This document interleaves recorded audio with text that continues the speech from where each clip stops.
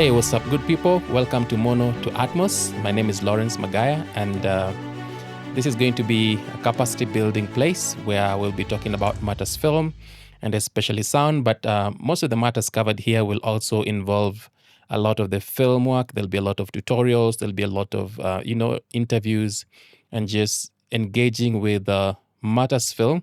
And this will be targeting sub-Saharan Africa, so it's not majorly for the rest of the world, but sub-Saharan Africa, because we feel like we basically need to catch up. We really need to catch up with the rest of the world. If you take keen interest in the film sound, especially that comes from sub-Saharan Africa, you realize that we really have a lot that we need to do in order to catch up. And the best way actually to catch up is to try and do capacity building. As you all know, maybe you'd understand that the world has moved from mono recordings all the way to Atmos, but sub-Saharan Africa seems to be frozen in time, and we are still in the mono era. And these are some of the things that we'll be talking about in this show, and how to catch up with the rest of the world. But above and beyond all, it's going to be basically a capacity building place for filmmakers from sub-Saharan Africa. Now today, it's being our first topic, and because also we'll be talking about sound a lot, I just want to talk to you about working in the sound industry. But this is going to take a different twist, because I don't think I've come across anyone who talks about this online. And the twist that this is going to have is this. What are some of the health risks and chronic diseases in sound post-production? So health risks and chronic diseases that you might face as someone working in sound post-production, but that also would extend maybe if you are an editor, or even if you just work in the office, okay?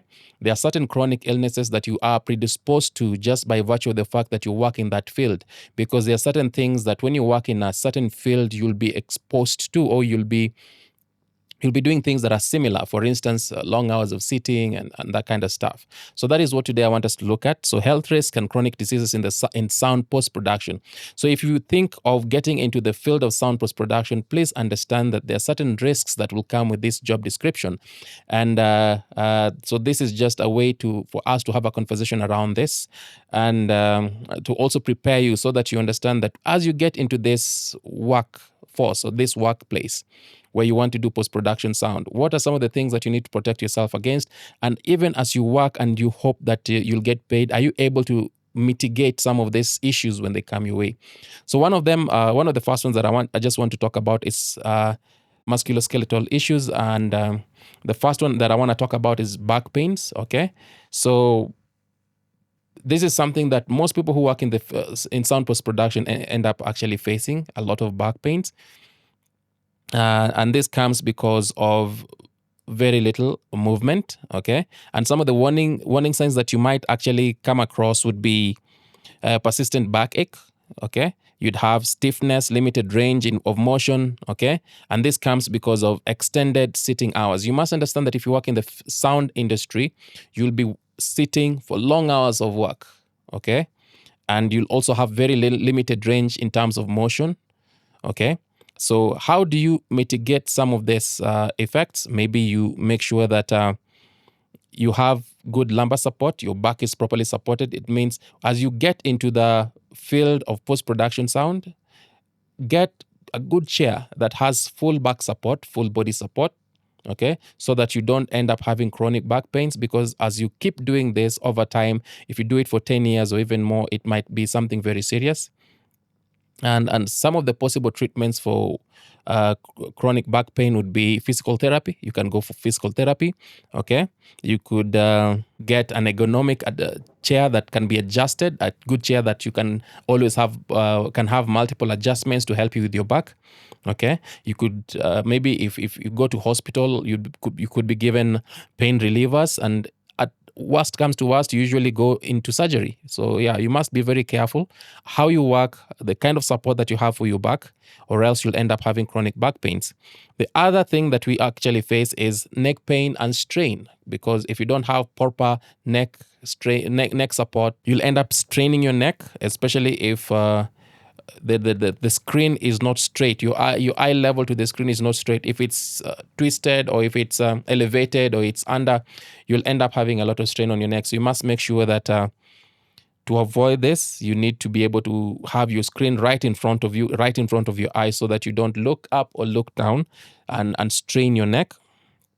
So some of the signs that will tell you that you're having this would be a stiff neck, pain radiating to your shoulders or arms, or headaches. So when you start having stiff neck or headaches, you know that you're actually having neck strain and neck pain. So possible treatment would be posture correction. Always sit right when you're working, stretching and exercising. Make sure that in as much as you're working, you always have time to stretch and exercise. Every few minutes, try to stretch, exercise, walk around your working position. Don't just sit for long hours in a strained position. Okay. You could use also heat cold therapy, where you could put something cold on the place where there is that pain, or you could use something that is hot, on the place where there is that pain. So you could also use some medication, maybe pain relievers or muscle relaxers. Okay. The other problem that you might face working in the sound industry would be carpal tunnel syndrome. And early warning signs of this would be numbness, tingling, weakness in the hands and fingers. And this comes because of the repetitive hand motion when you're using your keyboard or your mouse. Because of the repeated hand motions that you keep using, you are at risk of getting carpal tunnel syndrome. Also, it could be caused by the median nerve being pinched around your wrist. Okay, and this can actually lead to complications. And so how to mitigate this is physical therapy. But also remember, if you're working in post sound and you'll be sitting for long and you'll be having a lot of shortcuts and hand movements, you might need to take breaks in between so that you don't really strain your wrist.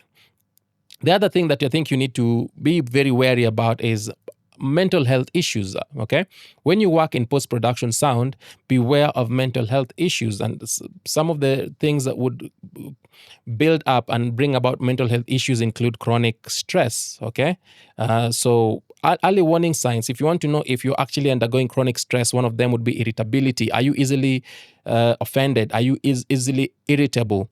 Fatigue. If you keep feeling fatigue or difficulty concentrating and headaches, you might understand that you are almost going into chronic stress. And this comes as a result of the high pressure that comes from post-production sound, because when you're working in post-production sound, you're always working in a very stressful environment with the high, crazy deadlines, and you find yourself always stressed because of the tight deadlines, okay? And the fact that also you are constantly locked up in a room somewhere alone, okay? So possible treatments would be stress management techniques. Figure out how you can do stress management. One of them would be maybe take breaks, maybe meditate and that kind of stuff. You could go for therapy. If you feel like you getting into a place where you are getting stressed, go for therapy and seek help. Don't just keep quiet. Seek help. Reach out to someone, talk to someone. The other thing about mental health issues that I want to talk about is burnouts. You see, when you work in post-production, you might end up going into a place of burnout, especially in sub-Saharan Africa. And just to narrow it down to Kenya, where you find there's two of you who are maybe doing 200 episodes of a TV show, you are likely to have burnouts because you have pressure, where you don't sleep well, and producer is constantly asking for their work. So you might end up having burnouts, and some of the signs that you're actually going into burnout would be emotional exhaustion. So emotionally, you feel exhausted, okay? Reduced performance, so you're not able to be as productive as you used to be, okay? And then all of a sudden, you just find that you're detached from work. The moment you feel like, oh, you've been doing this work, you love it, but there's a sense of detachment, you need to understand that you're going into a place of burnout, okay? And burnout can be pretty detrimental. Okay, so this comes because of continuous work without adequate rest. So if you continually work on the same thing without adequate rest, you can be sure eventually you're going to go into what we call burnout. So possible treatments would be rest. You need to rest. Please take time off work. Like, it's not a do or die, okay? take time off work, organize, make sure that the kind of work that you're doing is not just back to back. You have time to rest. You need to develop a work-life balance. You cannot just make it about work. Okay, make sure that you maybe have your weekends off such that you are able to rest. I can tell you this because I've had burnouts before, and they were not very good. In fact, when I would go into a burnout, I would feel like I want to quit doing post-production sound. I want to quit the film industry because the pressure and all of a sudden you just feel like you don't want to see work. You are so exhausted. Okay. So I would advise you, if you want to get into the film sound or post-production, to understand that at some point you might get into burnout, and it's important that you notice the signs of burnout and you start to develop a work-life balance. It's not a do or die. If something happens to you today, you'll be replaced before you know it. So make sure you have a balance and you talk to your people, your producers, ensure that they give you schedules that actually work. Okay. So get support and networks. This is what I would want to say. You see, some of us take just the entire job alone, and we want to push, and sometimes we don't deliver, sometimes we deliver. So what you need is get support, get people around you who can help you with the work so that you're not overburdened with that work. If you're working on post sound and maybe you are supposed to do the dialogue edit, the effects and the music, get someone to do for you dialogue edit, okay? Get someone to do for you the effects, but figure out how to work such that you don't go into a place of burnouts. The other thing that I want to talk about, mental health issues that you might face as a post-sound practitioner, would be anxiety and depression. Okay? So how would you know that you're falling into anxiety and depression? Persistent sadness, when you're constantly sad, you're constantly worrying, okay?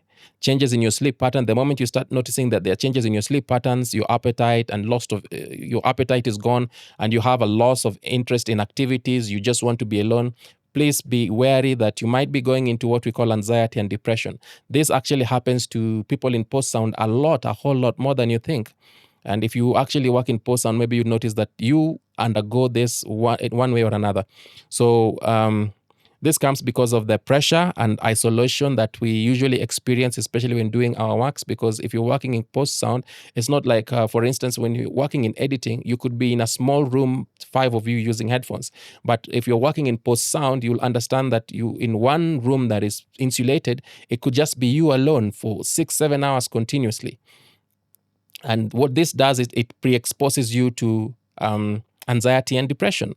So as you work, please make sure you are able to take adequate breaks, okay? Make sure that you have a support mechanism around you, people you can talk to, make sure that also the people that you're working with are people that you can engage with. And it's not like they're just very hard and cast on stone, and they don't understand that the kind of work that we do would lead someone into anxiety and depression. And maybe if you're from Kenya especially, you'll notice that we've lost quite a number of people because of depression, and this is something very real, and it's something that you as a post-sound person could be exposed to for constantly locking yourself up and working for long hours. So the other thing that I want us to talk about are sleep disorders that you might face, especially if you work in post-sound, and one of the sleep disorders is insomnia.